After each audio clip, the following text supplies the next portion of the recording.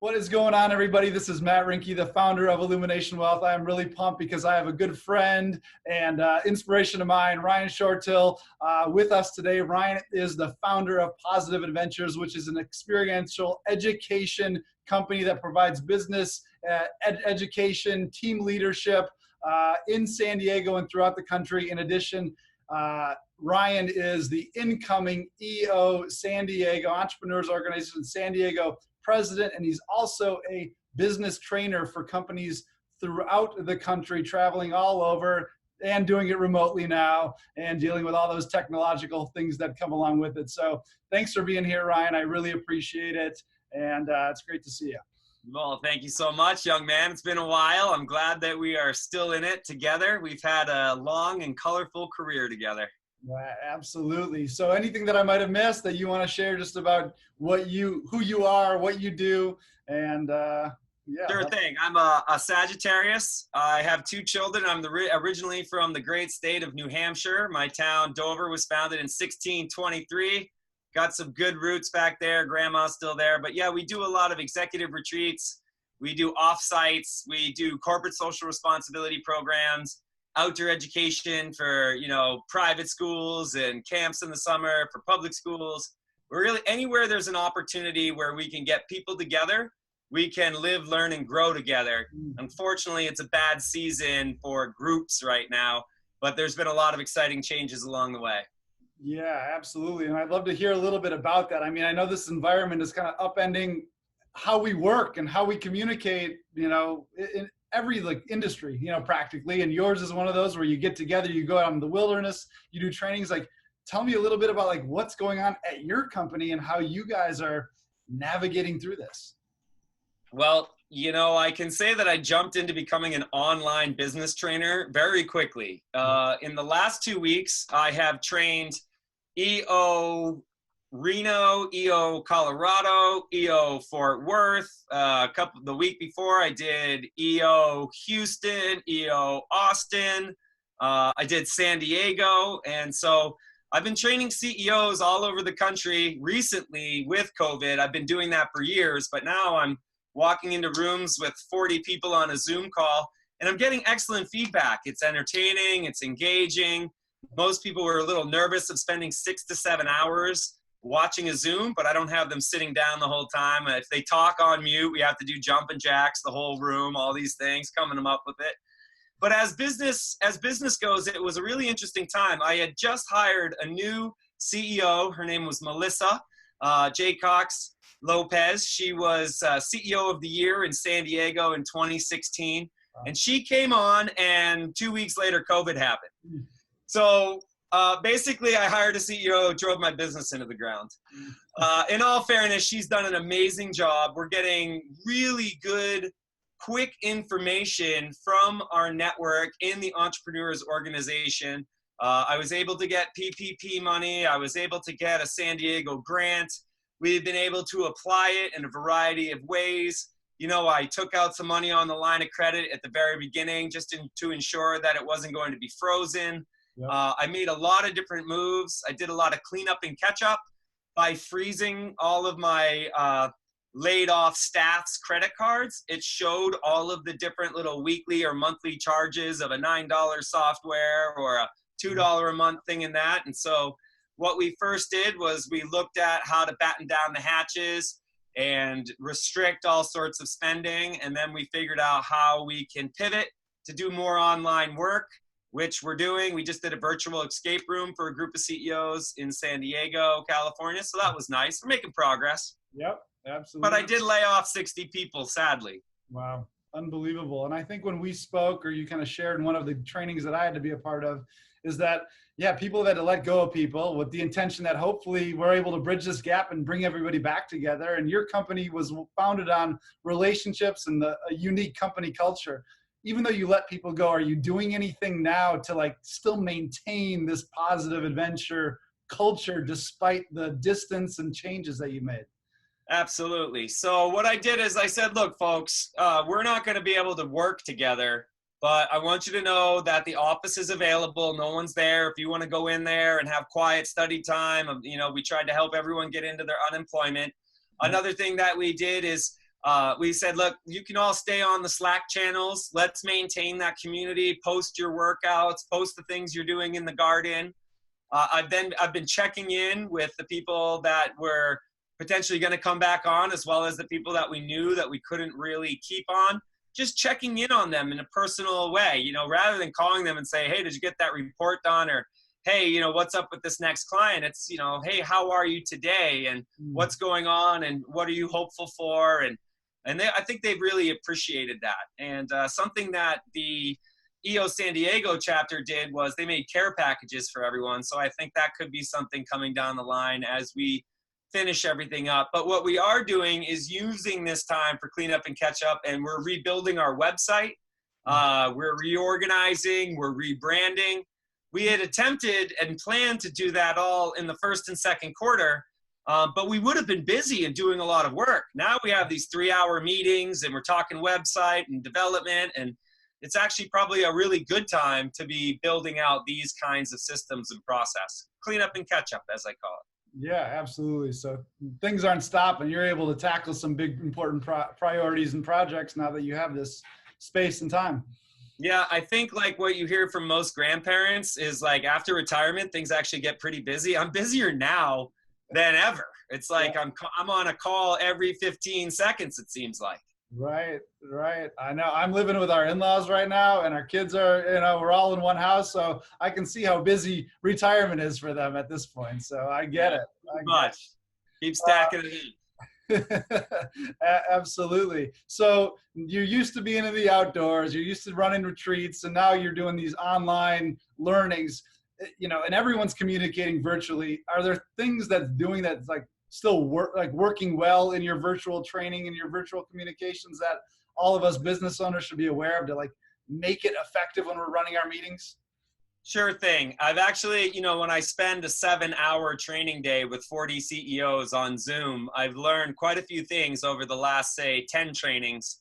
And that's quite a bit. That's 70 hours of practice. And I'm part of a larger training community in the world, and we're all sharing our updates. I'm not extremely tech savvy. I don't have 5 monitors going on, but I've learned that you can actually use template polls. So you can, when you have a meeting, you can start and open or close with polling and get your entire participants to shoot polls. Another thing that you can do is on the chat section, you can, on the side, you can just ask questions and they can write yes, no, or move faster, move slower. I need a break. So you can get quick pulses on your team.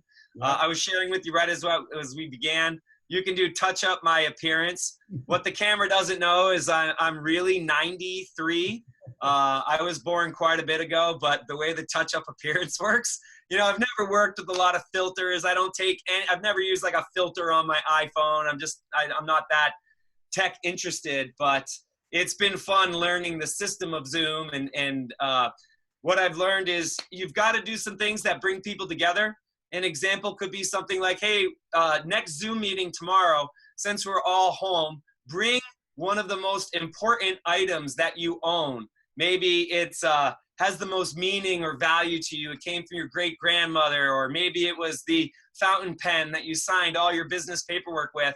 And when you have a meeting of 10, 20 people, even 40 people, and you ask them to just speak briefly about something that is of meaning to them, you can learn so much about the person.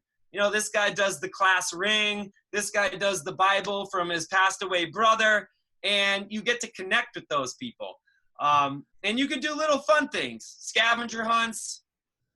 Did you freeze? Did I freeze? Yeah, for a sec, but it looked good. Edit that one out. You can do little, breakout rooms. You can basically give a prompt. Hey, we're about to start this meeting. There's 20 of us. I want you all to share a highlight that you had last year and how has COVID, helped you. And then you break them up into breakout rooms. You send the prompt over a banner. They're chit-chatting away. You come back. And then you say something like, what did you hear from someone else? And then that kind of demonstrates your listening capabilities, your capacity to empathize. And it still brings people together. Even though we're online, it still feels very much like I'm breaking the group out on the field or, at the boardroom. So it's been an easy transition in a way. Although I like to move around a lot. I have to stay in front of the screen, but I pace when I train. You know, I go to this side of the room and this side of the room. I'm literally sitting on my hands right now. Yes, I understand. It's hard to sit. It's hard to just sit and be stuck behind this computer. I totally get it. I totally get it. So you're talking to all these other CEOs, various industries, various parts of the company. Is there country? Is there anything that you're seeing that like CEOs might be like getting wrong in this environment that is changing business rapidly? Like commonality. 100%. It seems like big banks, the big banks are really failing a lot of the entrepreneurs, and it's the local banks and the community banks which are rising to the occasion. Yep. And I think a lot of people are jumping from the big banks to the small banks. I did a long time ago. I switched everything into a credit union. I get really low interest rates. You know, they don't have the track record of, say, Wells Fargo, which is putting on all the fake accounts for people, or really high interest rates from Chase or whatever it may be, or US Bank actually froze my account because I tried to take out $3,000 in cash. It's like it was really bizarre. So, you know, the big banks are, I think they've really failed America. And I think the community banks are becoming more localized. I also think that a lot of business owners aren't sure what to do, but you've got to find your industry group. You've got to find other people to connect with, because it's the interchange of information in times of crisis which can accelerate you or bring you down.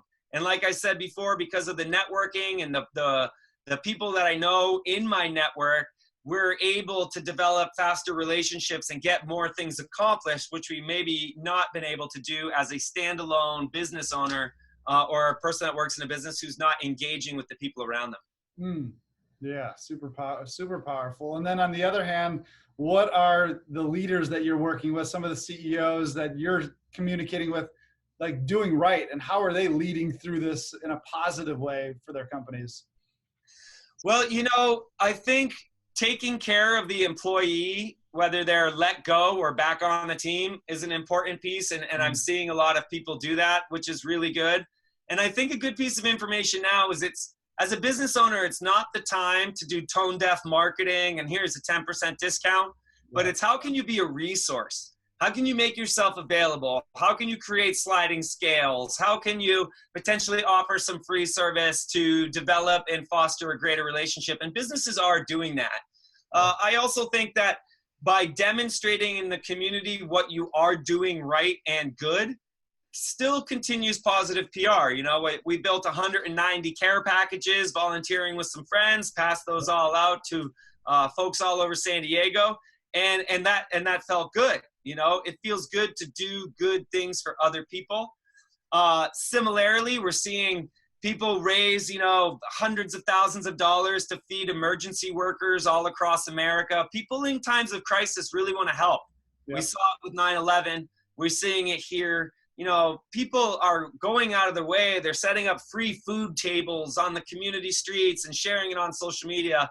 So it's times like these that we have to remind ourselves, you have a choice to be a good person or a person that's not making the best choices. And I think the healthier and the better the thinking and the more you can support others, the in turn will help our community as a whole.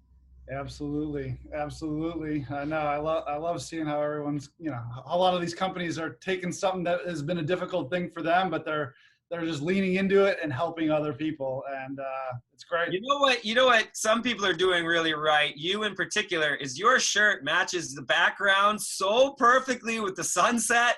You really ought to do some more interviews with that shirt. You're like color coordinated to the waves. Yeah, you light me up, Ryan. So you're a fashion plate of perfection. What can I say? I do what I can. My wife ordered this, so I got lucky. Nice. So yeah, no, that's fantastic. And so not like as you view business, you know, you're a CEO of a company. You have a lot of employees. And you've grown tremendously. Do you like view business risk differently now that we're experiencing what we're experiencing? Do you think like risk has changed for business owners? You know, it's the face of business is changing in the sense that I heard something that, you know, it was like under 10% of American workers were working remotely, you know, 6 months ago. And now the bulk of us are working remotely. Yep. And with that, a lot of us are actually still productive, still getting it done. And for some people, actually maybe even more productive because there's less interruptions and hassles from the work sense. There might be a kid running through. Some people are definitely pining to get back to the office. But I think commercial real estate is going to have a difficulty. Just like the malls of the 80s with so much online online selling and whatnot, 80s, 90s, malls have had to learn to redevelop. You go to the malls now where I was growing up as a kid and they're vacant, they're empty, they're office parks. But then what's going to happen with all those big buildings? And then we're also seeing great environmental advancements in the sense that we're not out there destroying it as much. So it's almost like potentially the Earth Mother had a bit of an immune system response to us and kind of had to put us in our place. Sure. So the business of the future, I think more people are going to be health conscious. Wellness is going to continue to explode. Some of the older and tired methods are dissipating, being in, 80 hours a week, grinding out. I think that might not be the case, and people are slowing down. The pace of life is slowing down. People are gardening. They're getting into sourdough starters, baking bread. Oh, yeah. Now, 2 years ago, if you said the word carbs, they'd try to kick you out of town. But now people are like, all I want is bread. I can't even buy a bag of flour at Costco. So you're seeing a whole market trend shift. You can't buy chickens anywhere. It's just hard to get, egg-laying chickens. It's just everybody wants to get back to the basics. Yep. Which was in effect a lot like early New Hampshire when I was growing up. Everyone had a garden. People went out hunting and fishing. And so I think we're seeing people getting back to basics and not being so busy. Yeah. I think there's a lot of good that's coming out of something that's difficult for many, just getting back in touch with what's might be really important, community-wise, environmentally, family-wise, how we spend our time. So yeah, absolutely. Now, if I would have told you this, in 2019, that what we've experienced with COVID and coronavirus was going to happen, would you have done anything differently, inside of your business? Yeah, 100%. And I'm kicking myself in the butt for not doing it because some really astute business folks that I know, they were doing recession drills in the fall of last year. They said, hey, look, high tide isn't going to last forever. The tide eventually drops. Nothing blooms forever. Nature doesn't work that way. And so some of my friends were doing recession drills, and they were doing, what if we lost 25%? What if we lost 50%? What if we lost 75% of our income and revenue? And that when you run those models, that creates triggers of behavior that need to take place. And so when this happened, they already had the fire drill worked out. They immediately switched into action. Yeah. We weren't exactly sure what was going to go on and what was going to happen. But I did take to heart some very key mentors that were very forward with me. And they said, cut deep, cut fast, and cut wide, because you could potentially run out all of your cash reserves with no work to do. And then there's not really any business to run after. So if I knew this was coming, and fortunately, I actually have some friends living in China. So I had been talking to them, they're friends from, here in the States, but I was talking to them and they're like, man, this is coming. This is going to wipe out society as we know it for a certain extent. And I had mentioned that with some of my other groups. And of course, even in January, it's not such a big deal. I'm like, I don't know, guys, this could be a real problem. But what I didn't do, knowing and doing are two different things. And I knew we probably should have, winterized a little quicker. And or maybe not started on a web development and a rebrand, but we are using some of the PPP money to build out the website and hired on W-2 employees that are designers and things like that. So we're making the very best of it. But I probably would have not had such ambitious goals if I had known that my entire company was about to be swallowed. Right. Yeah, no, understood. I mean, I like what you said, doing the recession drills, right? Like preparing for the emergency before the emergency happens. I mean, what we're experiencing now was not on anyone's real radar when that was the case. This has been different than probably most recessions that anyone's ever really experienced because of the swiftness and the abruptness of it. And you shared some, financial nuggets along the way. So I guess, what would you do differently with your business and personal finances going forward now that you have experienced this, and yeah, what would you change there? So I think what's important to realize is you don't want to build out a team in preparation of scale. You want to add people as the scale arrives. When my business was less mature, I had realized that I was burning out some people. And it was partly that I wasn't hiring enough people, but at the same time, I wasn't developing the systems and the process to make it more efficient. And I believed that I could probably do almost the same amount of revenue with half the team by learning how to become much more efficient and/or basically making sure I have the right person in the right seat on the bus. Because if I have people burning out, managing, a 50% workload, but I could get another person who just loves a certain aspect of the work and can crush it and can do 90% of that workload, then I know where I stand, and so sometimes as a business grows, you outgrow the people. And sometimes as the business grows, you have to grow the people. But the person that was outputting so much growing with you, you could potentially have a rock star come in and he was already 3 levels above. So I think moving forward, we have to be much more careful with the staff that we're bringing on, because they tend to be the most, expensive to the line. Right. It's salaries. It's not office supplies or, a company party. It's generally 2 or 3 people's livelihoods. That's a lot of money. Yep. Yeah, for sure. And so having the right team, what would you say to the business owner that, has had challenges letting go of things or delegating? Because I know one of the things for you was early on in your business was quickly like getting an assistant and just, making sure things were delegated. How does somebody who's been, who's the CEO, controls the business, like continue to let go? What are some of the things that person needs to do to let go and delegate? Well, here's an interesting thing about letting go and delegating, and similar to a recession drill. What happens if when you're walking outside, you slip and bump your head? And now you're going to be, say, incapacitated for a month. Like, do you have a plan in place for your personal life and business? Do you have a will and trust in place?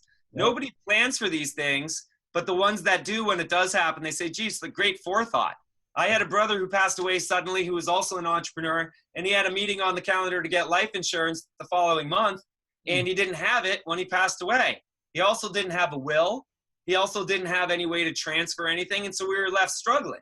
So the first thing I would say is if you're a business owner, you've got to reach out and get a will going. You've got to get a trust going. You might think it's morbid, but for God's sakes, you do not want to see the outcome of what happens when you disappear, because it's not pretty. Everyone's sitting around the kitchen table trying to figure out what you wanted or what to do with the business. And then it becomes complicated, and you might potentially be saddling somebody else with all of your problems. Whereas if you have, say, a key man policy and it shifts to your number 2 and the family gets a major payout, or maybe you have a succession plan, these are things that people don't want to talk about. But now more than ever, it's important to be talking about them, because you might have a little more time on your hands.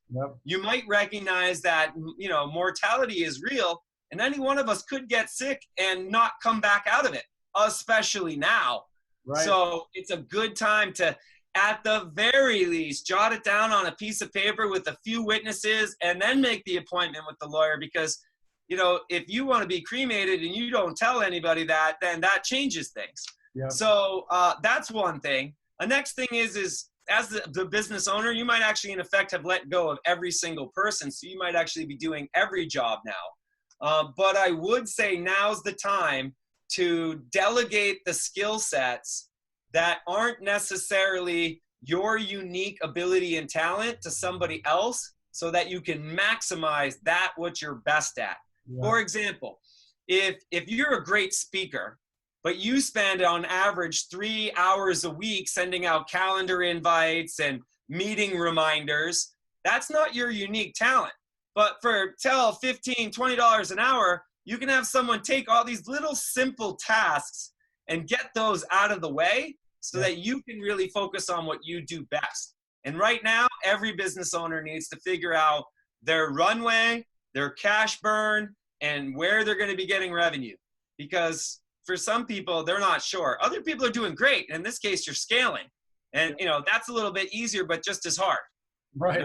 Scaling and having lots of money has just as many problems as going out of business. Right. Absolutely. No, fantastic insights. I mean, so many things that I've just taken away from your conversation right now to think about and do, and more. How do I keep doing more of what I'm good at, where I thrive, and less of the other things that somebody else thrives at? And so, yeah, fantastic. So, yeah, like, where can people find more about you, about your training, about your company? Because I think a lot of people need to be in touch with you. There, no problem. So the company is positiveadventures.com. My email address is ryan@positiveadventures. And .com. I really like phone calls. I love chatting with people. I invite you to call, reach out, let's talk, let's break bread. I would maybe encourage us to go for a run or meet at a yoga class. I love meeting and getting to know people in outdoor spaces doing activities. Positiveadventures.com. Probably not going to be able to meet for a while. Ryan@positiveadventures.com. You can see us on Facebook. We're around the way. Come hang out. We always are wanting to chat and make friends. I love it. Yeah, I love it. And I appreciate you very much for taking the time and, sharing with us all that you have. So it means a lot. Thank you. Well, let me ask you, what's one of the biggest positive takeaways that have happened to you since COVID? Yeah, no, that's a great question. I guess I would break that up in a couple different buckets. Like, business wise, I think our distance as a company, like everyone's working remotely, has allowed us to foster more of our communication and cultural things that we need to be doing that we can't be doing. So we're tightening up our communication, our meeting rhythms. We're getting clear on our priorities and goals individually and as a company due to this. It's just heightening our awareness of all those things versus day-to-day reactivity. And that's been really positive for us.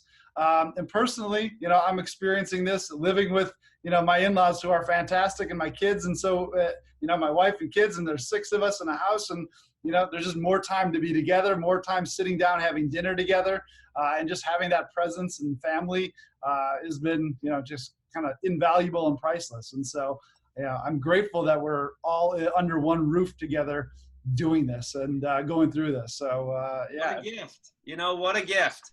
Yeah. There's that saying that this is the time that we might remember all the stressful activities and the unknowns and the unshores, where our children remember, late dinners and long conversations and reading books and spending quality time with our family in a way. I know that there are a lot of parents out there who weren't spending as much time with their children because they were caught up, they were busy, they were working hard.